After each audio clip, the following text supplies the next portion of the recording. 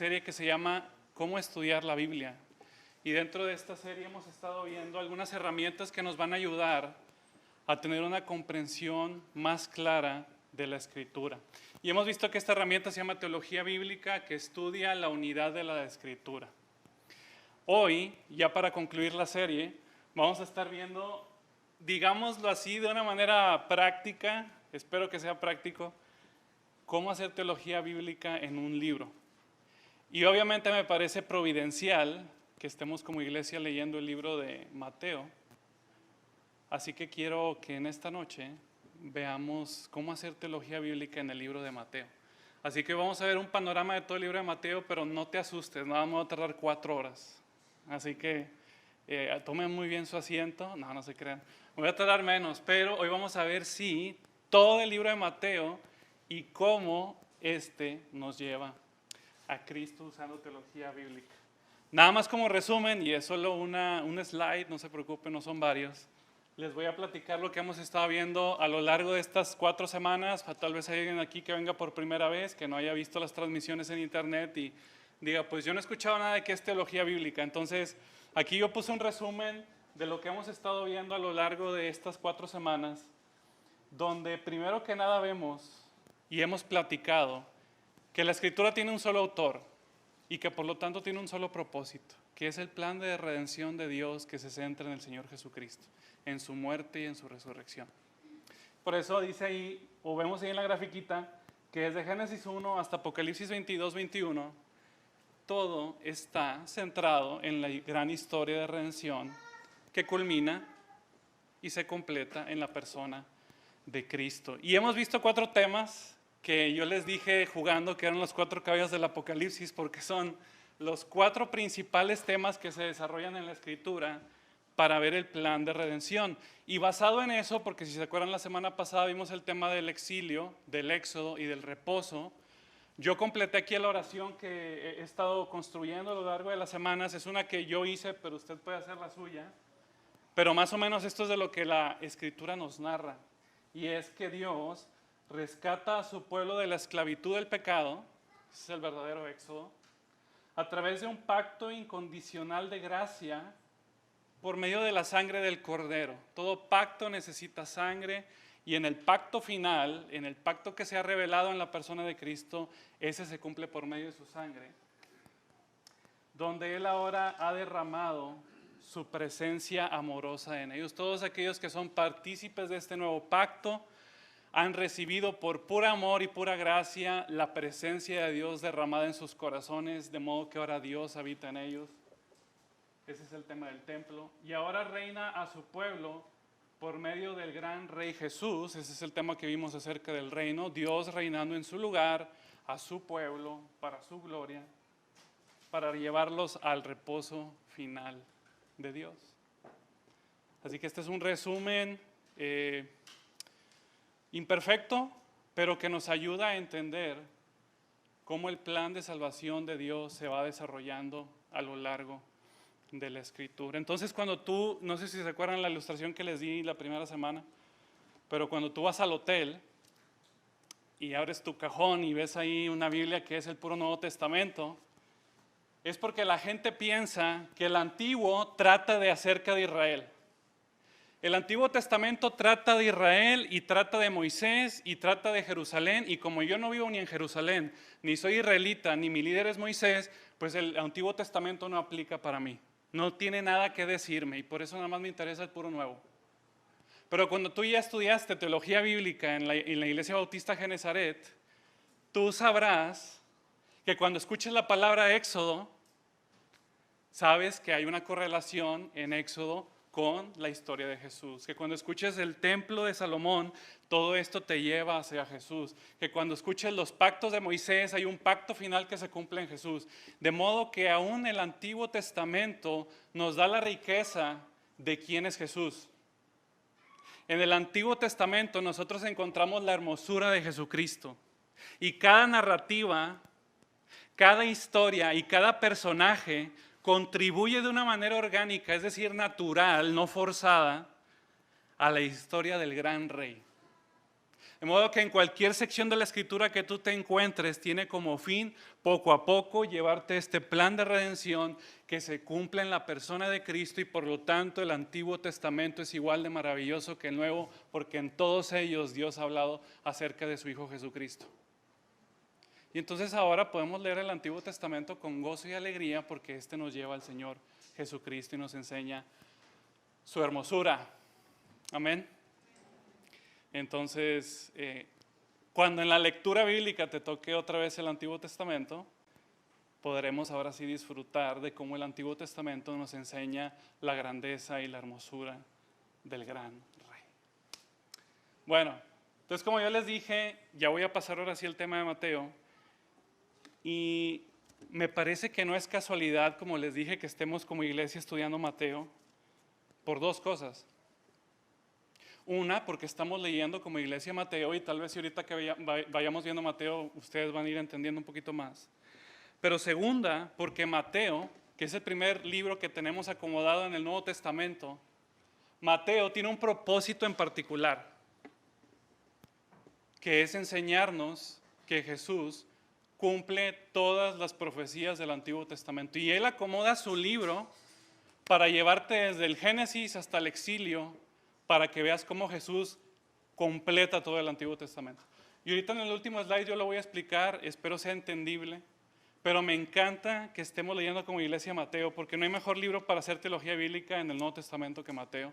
Aunque Hebreos también puede ser bueno, pero Mateo es increíble en cómo nos va a ir llevando de poco en poco a hacernos ver que Jesús es el cumplimiento de todo lo que se narra en el Antiguo Testamento, y por eso me parece maravilloso que hoy podamos ver el libro de Mateo. Así que te animo a que veamos estos 28 capítulos de Mateo, y vamos a ir viendo cómo Mateo nos va a ir llevando desde Génesis al Éxodo, Levítico, y así nos va a ir llevando hasta que lleguemos a Mateo 28, al exilio de Jerusalén por medio del rey Ciro. Y ahorita voy a ir haciendo todas las comparaciones. Entonces vayamos ahí ya sin más preámbulo. Y quiero que veas conmigo cómo Mateo empieza a hacer su narrativa. Mateo es el evangelio del cumplimiento. Mateo quiere mostrarte que Jesús cumple todas las profecías del Antiguo Testamento. Entonces vamos a ver los primeros 3 puntos, que son los primeros 4 capítulos. Primero, Mateo nos quiere decir quién es Jesús en el capítulo 1. Y nos va a decir 2 cosas importantes. Jesús es hijo de Abraham, es hijo de David. ¿Por qué es importante esto? Porque ya lo platicamos, que Dios le dio la promesa a Abraham de que de él iban a ser reyes, y a David le dijo, de ti nacerá alguien que gobernará por siempre, un reino eterno, de ti nacerá ese hijo. Entonces cuando Mateo en el capítulo 1, versículo 1 dice, el libro de la genealogía de Jesús, hijo de David, hijo de Abraham, nos está queriendo decir que Jesús es por naturaleza humana el cumplimiento de que del linaje de David habría de nacer un rey que iba a gobernar por siempre y para siempre. Entonces, poco a poco tu mente tiene que ir estando moldeada a la intención de Mateo en lo que él quiere mostrarte. Pero 2, y muy importante, y está ahí, Jesús no nada más quiere mostrarte Mateo no nada más quiere mostrarte que Jesús es el linaje de David y de Abraham, sino que también nos quiere mostrar que Jesús es Emmanuel, que traducido es Dios con nosotros. Y por eso en los versículos del 18 al 25 dice, el nacimiento de Jesús fue así. La palabra griega para nacimiento es Génesis, que es la misma que usó en el versículo 1 para decir libro de la genealogía. ¿Cuál es el propósito de Jesús, de Mateo, en este versículo 18 al 25? Lo que Mateo nos va a decir ahí es lo siguiente. El nacimiento de Jesús fue así, fue concebido del Espíritu Santo. Es decir, Jesús nunca ha tenido un principio. ¿Por qué? Porque Jesús es Dios, que es Emmanuel, que traducido es Dios con nosotros. Entonces en el capítulo 1 tú tienes 2 ideas, ya para resumirlas. Una, Jesús es hombre del linaje de David, y Jesús es Dios. Se llama Emmanuel, que traducido es Dios con nosotros. Entonces ya poco a poco nosotros vamos viendo, capítulo 1, cuál es la identidad de Jesús. Verdaderamente Dios, verdaderamente hombre. Bien importante. Jesús cumple la promesa de que de David y de Abraham van a ser un rey para gobernar por siempre. Entonces, punto 1, ¿quién es Jesús? Punto 2, ¿de dónde viene Jesús? Porque les digo, todo lo quiere llevar poco a poco a través de la historia de Génesis, Éxodo, hasta que lleguemos a Segunda de Crónicas, y ahorita les voy a explicar por qué a Segunda de Crónicas. ¿Quién es Jesús? Y Mateo nos va a decir 3 lugares de donde Jesús viene. Número 1, de Belén, Efrata. Y viene ahí en el capítulo 2, versículo 6, nos dice, ¿por qué Jesús tiene que venir de Belén? Porque hay una profecía que Miqueas capítulo 5, versículo 2 da, de dónde tenía que nacer el Mesías. Y por eso dice Mateo ahí en capítulo 2, versículo 6, y tú, Belén Efrata, de la tierra de Judá, no eres la más pequeña entre los príncipes de Judá, porque de ti saldrá un guiador que apacentará a mi pueblo, Israel. Así que hay una promesa del Antiguo Testamento que el Mesías nacerá, según Miqueas 5:2, que el Mesías nacerá de Belén. Entonces Mateo nos está diciendo, sí, esta es la identidad de Jesús, pero además te voy a decir de dónde viene. Viene de Belén, que es para cumplir la profecía directa de Miqueas, pero también viene de Egipto, y aquí es donde él nos va a empezar a enseñar poco a poco la historia del Éxodo. También viene de Egipto. Fíjate lo que dice en el capítulo 2, versículo 15.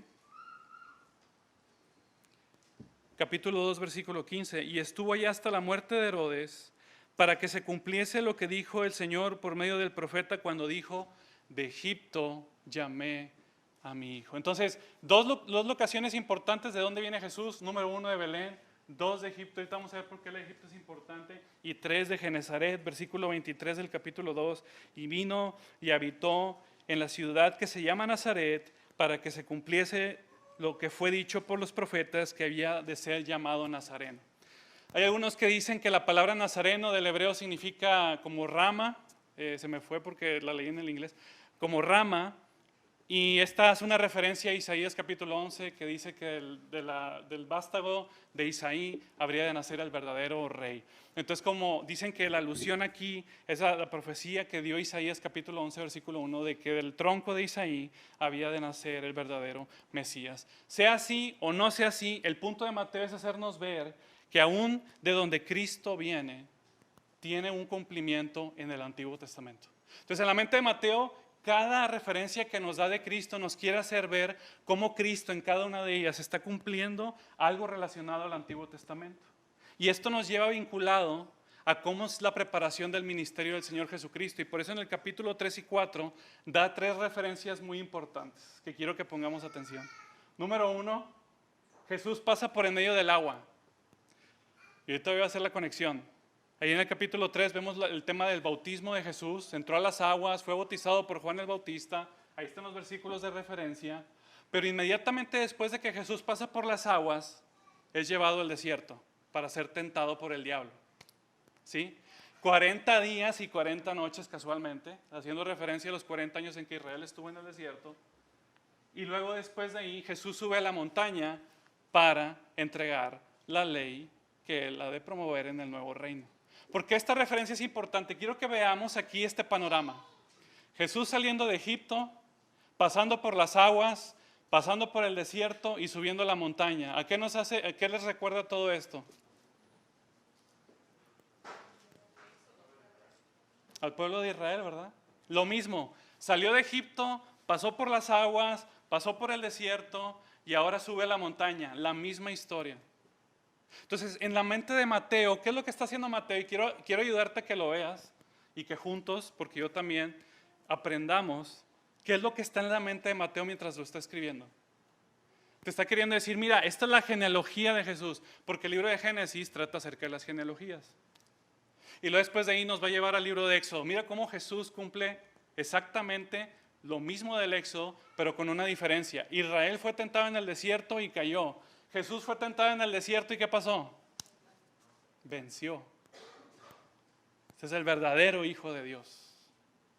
Pero lo que quiero ayudarte a que veas conmigo es cómo este flujo de los capítulos nos van llevando al entendimiento de que Jesús está cumpliendo todo el Antiguo Testamento.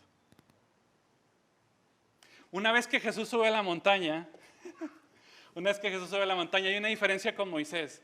Porque ahora te quiere hacer ver cómo Jesús es el nuevo Moisés. Porque hay una profecía en Deuteronomio 18 que después de Moisés va a venir un nuevo profeta. Entonces, en el Sermón del Monte hay una diferencia con Moisés, porque cuando Moisés sube al monte, él recibe las tablas de los mandamientos. En el caso de Jesús, Él no las recibe, sino que Él las entrega. Ustedes han escuchado que ojo por ojo y diente por diente, mas yo os digo. Ustedes han escuchado no matarás, mas yo os digo. Entonces el Señor, en vez de, a diferencia de Moisés, que Él recibió para luego dar, Jesús directamente da la enseñanza de la Escritura. Y nada más quiero que veamos como referencia, porque creo que es importante, Mateo capítulo 5, versículo 17, antes de pasar al siguiente punto. Nada más para que veamos cómo Él mismo dice, yo soy el verdadero intérprete de la ley. Yo vengo a dar la verdadera explicación, no vengo a abolirla, no vengo a cambiarla, vengo a explicar de qué trata la ley. Por eso ya en el capítulo 5, versículo 17, dice, no piensen que he venido para abrogar la ley o los profetas, no he venido para abrogar, sino para cumplir. Así que es en Jesús, el Hijo de Dios, que nosotros vemos que Él es el verdadero intérprete de la ley. Jesús viene a explicar cuál es la intención de los mandamientos de Dios. Y esa es la gran diferencia entre Jesús y Moisés. De hecho, si nosotros ponemos atención, hay 5 sermones de Jesús en todo Mateo, 5 nada más. ¿Por qué es importante que sean 5? Porque si Mateo nos quiere hacer ver que Jesús es el nuevo Moisés, pues así como Moisés escribió 5 libros, pues también Jesús tiene 5 predicaciones. Por eso Jesús es el nuevo Moisés. Bueno, después de ahí, y no me puedo meter al detalle, les pido disculpa, espero esto les esté ayudando, y si no al final puse una pequeña presentación, espero les ayude. Pero cómo Mateo está acomodando temáticamente cada detalle para hacernos ver cómo Jesús revierte lo que Israel erró, cómo Jesús cumple en lo que Israel falló. Y me parece muy interesante, el Evangelio de Mateo no es cronológico, es temático. O sea, Él acomodó adrede las cosas como las acomodó, para que nosotros podamos ver cómo Jesús, el Hijo de Dios, completa todo. Y por eso en el tema de las sanidades, que ahorita no me puedo meter al detalle, les pido disculpas, pero Jesús revierte todos los errores que Israel hizo en el desierto, todos.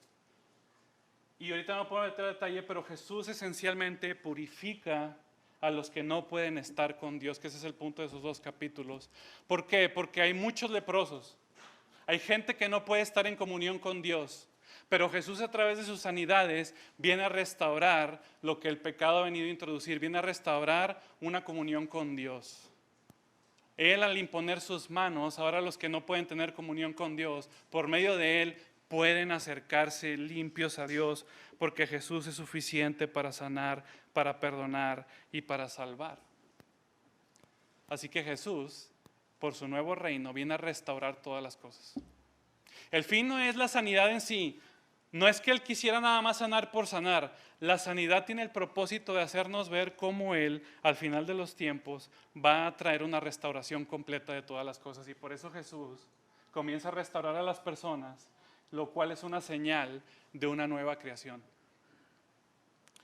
Y por eso Él revierte todo lo que Israel cayó.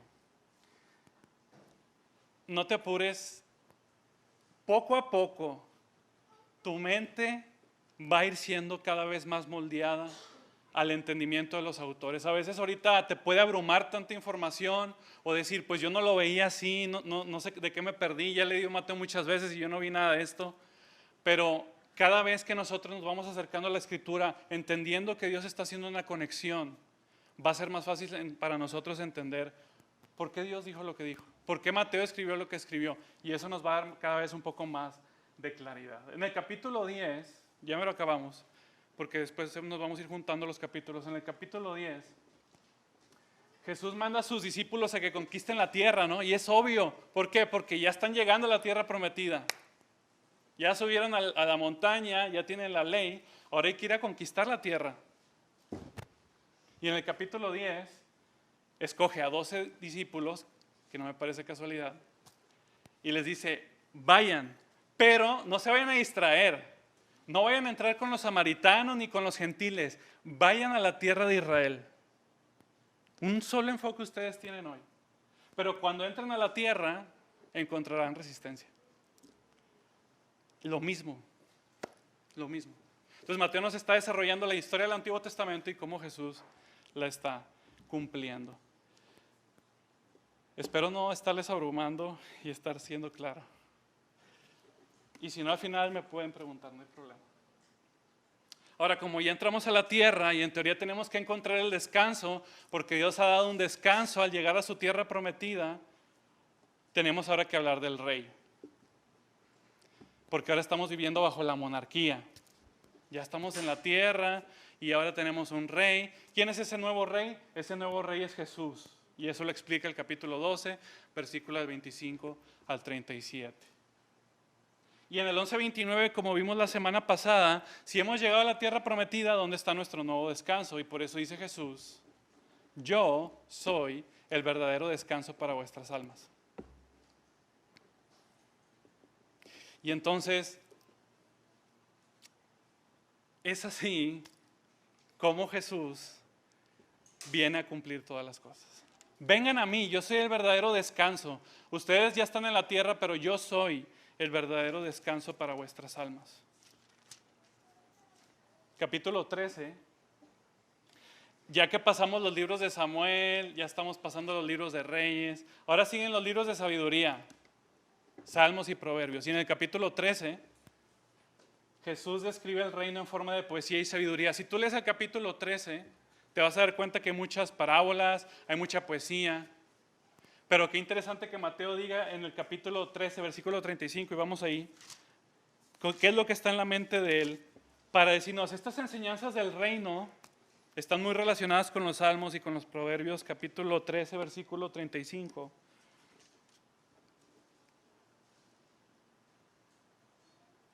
Bueno, puede ser desde el 34 nada más para que quede un poquito más claro. Todo esto habló Jesús por parábolas a la gente y sin parábolas no les hablaba, para que se cumpliese lo dicho por el profeta cuando dijo, abriré en parábolas mi boca, declararé cosas escondidas desde la fundación del mundo. Este es un pasaje que viene en Salmos capítulo 77 creo, pero el punto de aquí de Mateo es que después de haber dado todas estas enseñanzas del reino en poesía y en sabiduría, Mateo nos dice, todas estas palabras se han dicho de esta forma para que se cumpla todo aquello que está escrito en Salmos acerca de la enseñanza del reino. Entonces, espero estar siendo claro, pero hasta aquí hemos visto Génesis, Éxodo, Números, Josué, ya vimos el tema de los reyes en el capítulo 12, Mateo ahora nos está llevando Salmos y Proverbios, y el Evangelio está siendo acomodado así para que veamos cómo cada cosa se cumple a partir de la persona de Jesús. Y si ahorita no entiendes todo, está bien, es un tema muy complicado, yo lo traté de resumir, sé que es difícil por el tiempo, pero ahorita vamos a ver al final el resumen que hace Mateo de su Evangelio en el capítulo 28. El capítulo 14 al 17 es la revelación. Vamos a empezar con el tema de los profetas, pero el tema es la revelación. ¿Quién es Jesús? Y por eso vienen tres cosas importantes con la confesión de Pedro. Tú eres el Hijo del Dios viviente, tú eres el Rey victorioso, ok, pero, dice Jesús, yo voy a padecer a manos de los líderes de Israel cuando entre a Jerusalén. No nada más soy el Rey victorioso, pero también soy el siervo sufriente. Yo también cumplo las profecías de Isaías que hablan acerca de que yo vengo a sufrir por el mundo y no nada más a ser un rey victorioso. Entonces, en este pasaje encontramos que Jesús es el glorioso Dios que sufrió por su pueblo y esta es la revelación de quién es Él y de lo que Él representa. Entonces Jesús también viene a cumplir las profecías de los profetas. Todas estas confesiones, la de Pedro, la de Jesús mismo y la transfiguración, todas están profetizadas en el Antiguo Testamento. También la musiquita. Todo, y les digo, no puedo ir al detalle porque nos tardaríamos aquí 3 horas, pero cada una de estas referencias vienen en Daniel, en Isaías, y el punto es que Jesús las está cumpliendo, paso a paso, para mostrarnos quién es Él. Por eso dice que cuando se transfiguró, dice la nube bajó. Y Dios dijo, este es mi Hijo amado, como en el Salmo 2, este es mi Hijo amado en el cual tengo complacencia. Ya vamos a acabar, si se fijan ya vamos en el capítulo casi 20, entonces no se preocupen, un slide más y acabamos. Pero ahora nos va a hablar de su remanente, y es que en Isaías dice que Dios ha dejado un remanente para gobernar sobre ellos. Y en los capítulos del 18 al 20 Cristo empieza a enseñar la ética de ese reino en el que Él va a gobernar. Y nos empieza a decir ahí que esta nueva comunidad del remanente que Dios ha dejado para que gobierne sobre Él, la ética por medio de la cual esta comunidad va a ser distinguida es por la humildad. Esta es la ética del reino. Que el que quiera ser el más grande entre ustedes debe servir, debe entregarse, una vida obstinada, una comunidad que perdona en vez de busca venganza. Entonces, nosotros empezamos a ver cómo Cristo empieza a gobernar sobre su pueblo.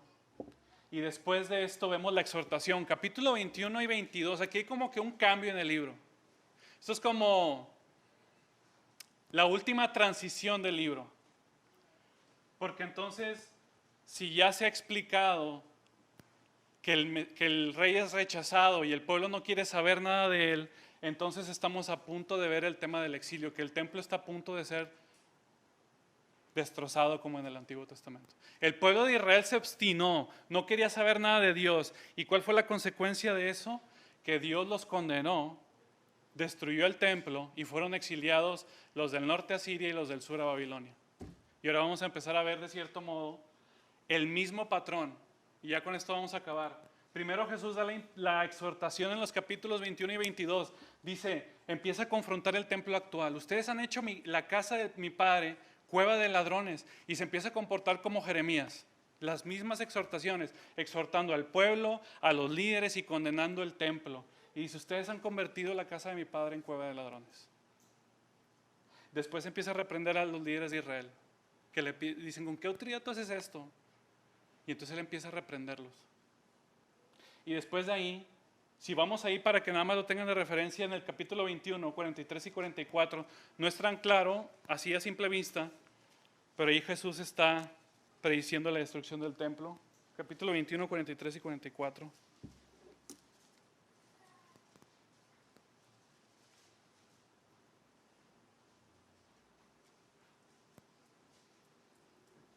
Desde el 42, perdón. Jesús les dijo, ¿nunca leíste en las Escrituras? La piedra que desecharon los edificadores ha venido a ser cabeza del ángulo. El Señor ha hecho esto y es cosa maravillosa a nuestros ojos. Por tanto os digo que el reino de Dios será quitado de vosotros y será dado a gente que produzca los frutos de él. Y el que cayere sobre esta piedra, esa palabra en el Antiguo Testamento, mucha referencia al templo, sobre todo en Daniel. Y el que cayere sobre esta piedra será quebrantado, y quien ella cayere le desmenuzará. Y aquí Jesús está hablando, se está haciendo referencia a Él mismo como el verdadero templo, porque Él está diciendo, yo soy la piedra, y si yo caigo sobre ti y no te arrepientes, vas a ser destruido, pero si vienes hacia mí, tú vas a ser humillado, quebrantado y vivirás para mi gloria. Finalmente, hay un juicio del Señor Jesús al pueblo que no quiso arrepentirse. Una tras otra vez les estuvo enseñando, invitando a que se arrepintieran, pero el pueblo no quiso, y por eso Jesús en el capítulo 23 a 25, cual Jeremías les digo, empieza a condenar. En el capítulo 23, y ahorita no vamos a ir ahí, empieza a dar como la reversa del sermón del monte, empieza a dar puros ay. Empieza a dar una condenación a los líderes de Israel, lamenta la caída de Jerusalén así como Jeremías, y pronuncia el fin del templo y el fin de los tiempos en los capítulos 24 y 25. Así que poco a poco Mateo nos va llevando a cómo Jesús, literalmente cada libro apunta a Él. Y ya vamos a acabar ahora sí. 2 puntos. Si ya se dio el juicio, si ya se dio la palabra de exhortación y el pueblo no se arrepintió, ¿qué es lo que sigue en el Antiguo Testamento? Pues sigue el exilio. Viene ahora sí Babilonia, viene Asiria. ¿Y qué van a hacer? Van a destruir el templo. Bueno, pues en el capítulo 26 y 27 es destruido el templo por mano de los fariseos y de los romanos, porque Jesús, el templo, es destruido al ser crucificado en el monte Gólgota.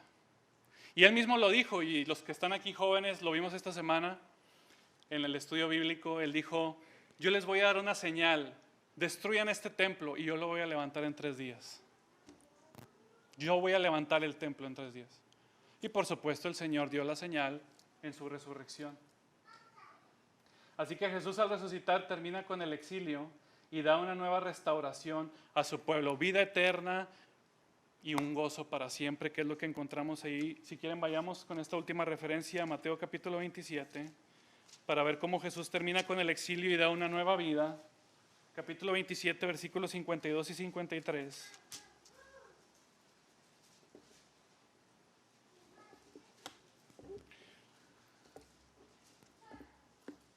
Capítulo 27, versículos 52 y 53.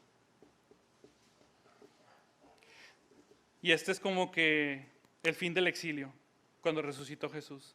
Y se abrieron los sepulcros y muchos cuerpos de santos que habían dormido se levantaron.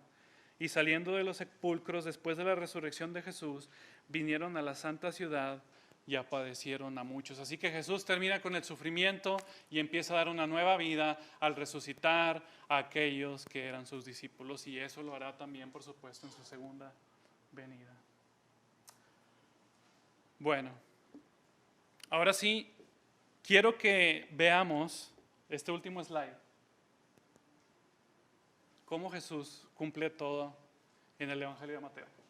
Y nada más es un solo slide.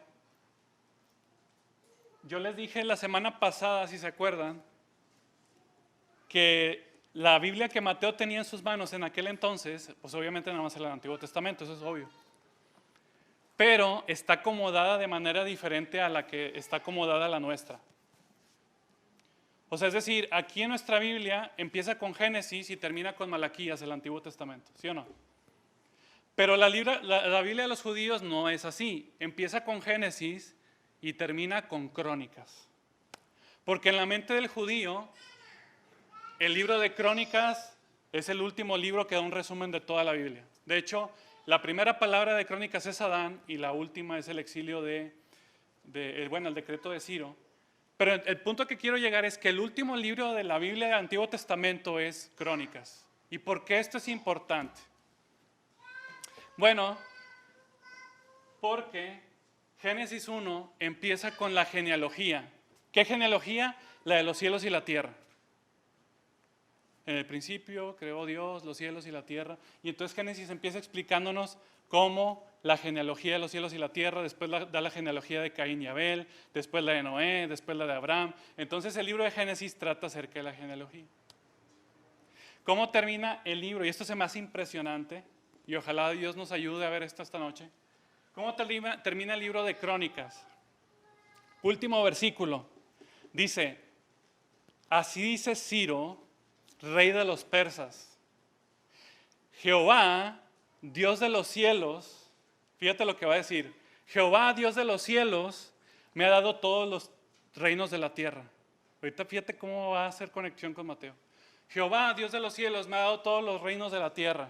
Por tanto, vayan y construyan el templo. Y Dios estará con ustedes. Lo voy a volver a repetir. Así dice Ciro, rey de Persia, Jehová, el Dios de los cielos, me dio todos los reinos de la tierra. Por tanto, vayan y construyan el templo. Y Dios estará con ustedes. Y así termina la Biblia. Así termina el Antiguo Testamento. ¿Por qué es importante esto? Porque cuando Mateo escribe su evangelio, empieza con la genealogía de Jesús, libro de la genealogía de Jesús, hijo de Abraham, hijo de David. Pero ¿con qué termina Mateo capítulo 28? Toda potestad me ha sido dada en el cielo y en la tierra. Por tanto, vayan y construyan el templo. ¿Cómo? Haciendo discípulos, bautizándolos en el nombre del Padre, del Hijo y del Espíritu Santo. Y yo estaré con vosotros todos los días hasta el fin del mundo. Entonces el Antiguo Testamento empieza con Génesis y termina con Crónicas, el decreto del rey. Mateo empieza con Génesis y termina con el mismo decreto del rey, con la misma idea, diciendo, tengo toda autoridad en el cielo y en la tierra, por tanto, vayan y construyan el templo. ¿Cuál templo? El tuyo y el mío, donde ahora todos aquellos que creen, Jesús habita dentro de ellos. Así que el Evangelio de Mateo es el Evangelio del cumplimiento. Por eso Mateo está tan enfocado en hacernos ver cada historia, cómo se cumple en Jesús. Yo no sé si te resulta esto maravilloso, pero para mí es algo que me explota en la mente el pensar cómo Mateo escribió adrede el Evangelio así, para hacernos ver que todo es de Él, por Él y para Él, y por lo tanto Él sea la gloria por siempre. Y hace algunos años prediqué un sermón que se llamó Tener a Cristo es tenerlo todo, y acabé con una frase que quiero terminar esta noche, y dice así, y con esto acabamos el estudio de teología bíblica. Una de las grandes verdades de la Escritura es la declaración de que Jesucristo es completamente suficiente para todos los asuntos de la vida y la piedad. Él es suficiente para la creación. Él es suficiente para la salvación, santificación y glorificación. Jesús es tan puro que en Él no hay suciedad, tacha, mancha de pecado, contaminación, mentira, engaño, corrupción, error o imperfección. Cristo es tan completo que no hay Dios fuera de Él. Él es el unigénito Hijo de Dios. Todos los tesoros de la sabiduría y del conocimiento están en Él.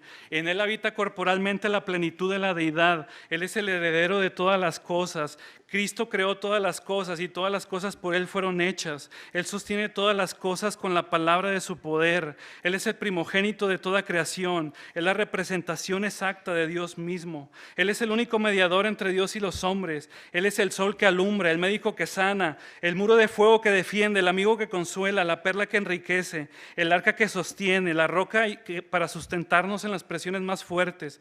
Él está sentado a la diestra del trono en la majestad en las alturas. Es mejor que los ángeles, mejor que Moisés, mejor que Aarón, mejor que Josué, mejor que Melquisedec, mejor que todos los profetas, más grande que Satanás y más fuerte que la muerte. Jesús no tiene ni principio ni fin, es el Cordero sin mancha de Dios, es nuestra paz, es nuestra esperanza, es nuestra vida, es el camino vivo y verdadero. Él es la gloria de Israel, el linaje de David, la estrella resplandeciente de la mañana. Él es fiel y verdadero, el autor y consumador de nuestra fe. Él es el autor de nuestra salvación, el escogido, el apóstol y sumo sacerdote de nuestra fe. Él es el siervo justo. Él es el Señor de todos los ejércitos, el Redentor, el Santo de Israel, el Dios de toda la tierra, el varón de dolores, la luz. Él es el Hijo del hombre, Él es la vid, Él es el pan de vida. Jesús es la puerta, es el Señor, es el profeta, sumo y sacerdote, es nuestro reposo, es nuestra esperanza, nuestra justicia, el príncipe de los pastores, es el Señor de los ejércitos, el Señor de todas las naciones, el Señor de todas las tribus. Él es el león de Judá, el verbo vivo, la roca de la salvación, el Espíritu eterno, el anciano de días, el creador y consolador. Jesús es el gran yo soy.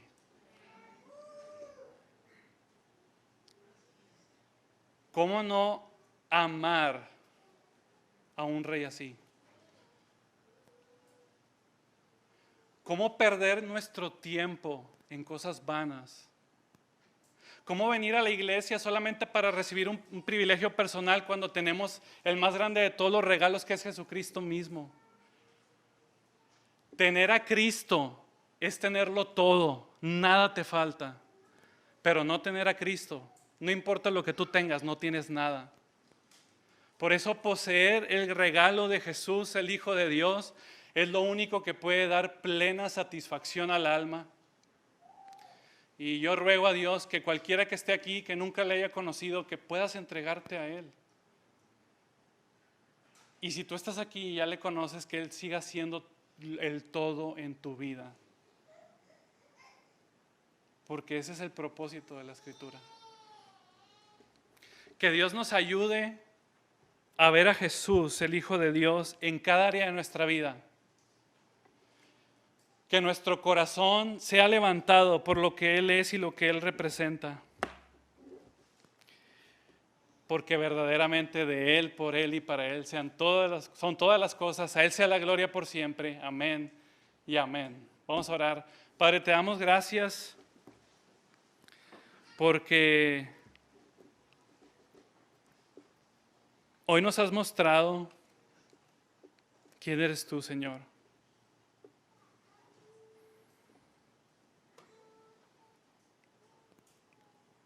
Y cómo desear otra cosa fuera de ti. Ayúdanos a orar como el salmista, fuera de ti nada deseo en la tierra. Que nuestros corazones sean íntegros para desearte solo a ti, Señor. Que no seamos hipócritas, llamemos con un pie al mundo y otro a ti, sino que nuestro corazón entero sea derramado a ti, Señor. Aviva nuestros corazones con el fuego de ti, Señor, con la pasión que has puesto, Señor, en tu cruz, que sea ese mismo sentir en nosotros para amarte con todo el corazón, Señor. Tú te has dado por completo por nosotros, ¿cómo no darnos de la misma manera, Señor? Perdona nuestra tibieza, nuestra apatía. Y yo te ruego por cada persona que esté aquí, si hay alguien que no te conoce, sálvale, Señor. Que hoy pueda ver con sus ojos la hermosura del gran Rey. Y a nosotros que somos creyentes, ayúdanos a seguirnos deleitando. Delicias a tu diestra para siempre. Sí, Señor, que así sea. Todo esto te lo pedimos en el nombre de Jesús. Amén y amén. Gracias, hermanos.